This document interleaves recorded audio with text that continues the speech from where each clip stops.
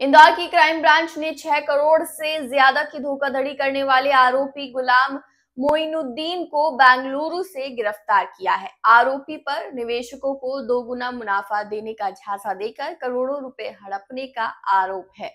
दरअसल गुलाम मोइनुद्दीन ने पहले एक निजी बैंक की शुरुआत की थी, लेकिन बैंक बंद होने के बाद उसने एक फर्जी एडवाइजरी फर्म का संचालन शुरू किया। इस फर्म के जरिए वो लोगों को निवेश कर भारी रिटर्न का लालच देकर उनसे मोटी रकम वसूलता था।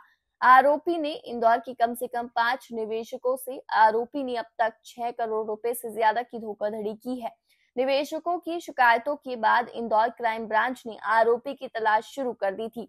टेक्निकल सर्विलांस और इनपुट्स के आधार पर उसे बेंगलुरु से दबोच लिया गया, जिसमें क्राइम ब्रांच के एडिशनल डीसीपी ने बताया कि गुलाम मोइनुद्दीन एक सुनियोजित तरीके से लोगों को ठगता था। वो पहले विश्वास अर्जित करता, फिर 2 गुना लाभ देने का दावा कर निवेश करवाता और उसके बाद अचानक गायब हो जाता था। फिलहाल आरोपी को इंदौर लाकर पूछताछ की जा रही है। पुलिस को संदेह है कि गुलाम मोइनुद्दीन ने इंदौर के अलावा अन्य शहरों में भी कई लोगों को इसी तरह ठगा है। अब पुलिस उसकी गतिविधियों का पूरा नेटवर्क खंगाल रही है और अन्य पीड़ितों की तलाश भी की जा रही है।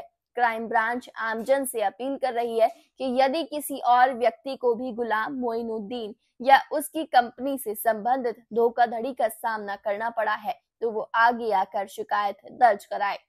क्राइम ब्रांच ने धोखाधड़ी के एक आरोपी को बेंगलोर से हिरासत में लिया है और उसको गिरफ्तार कर लिया गया है। मामला इस प्रकार से है कि इसमें 5 फरियादी है, जिसमें एक रेखा सोलंकी है जिसके 4 करोड़ का फ्रॉड हुआ है, और एक इसमें जितेंद्र पाटीदार है जिसके साथ 1 करोड़ 20 लाख का फ्रॉड हुआ है, सिराज खान है उसके साथ 70 लाख का फ्रॉड हुआ है, और अन्य प्रशांत एवं हेमंत है जिनके साथ 10 लाख का 11 लाख का फ्रॉड हुआ है। कुल मिलाकर 6 करोड़ का ये फ्रॉड हुआ है। इसमें जो आरोपी जो हिरासत में लिया गया है उसे गुलाम मोइनुद्दीन उसका नाम है।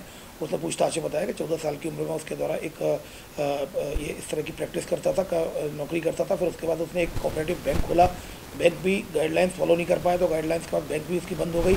तब जाके 2022-23 में सुपर प्राइम के नाम से इसके द्वारा एक एडवाइजरी कंपनी चलाई और एडवाइजरी कंपनी चलाई, वहाँ पर रेखा सोलंकी से इसकी मुलाकात हुई। फिर उसके साथ मिलकर ये एक इंदौर भी आया। फिर उसने कई लोगों के पैसे इन्वेस्ट कराए कि आपके 3 से 4 महीने में पैसे मैं दुगने कर दूंगा। इस तरह से 5 फरियादियों के लगभग 6 करोड़ से अधिक रुपए इसके द्वारा हड़प लिए गए थे। धोखाधड़ी कर ली गई थी, इन्वेस्टमेंट के नाम पर फ्रॉड किया गया। इसमें धोखाधड़ी की विभिन्न धाराओं में क्राइम ब्रांच में केस रजिस्टर्ड था।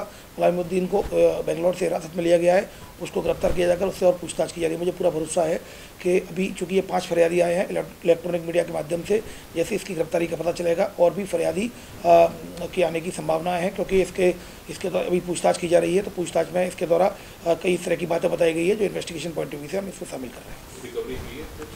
अभी फिलहाल जैसा कि मैंने बताया कि अभी इसको गिरफ्तार किया गया है और अभी फिलहाल इसके बैंक अकाउंट्स की भी जानकारी ली जा रही है। इसने उस पैसे से क्या क्या किया है, जो भी संपत्ति इसके द्वारा खरीदी गई होगी, चाहे वो कार हो चाहे मूवेबल इमूवेबल प्रॉपर्टी होगी, वो सारी इस अपराध में जब्त की जाए।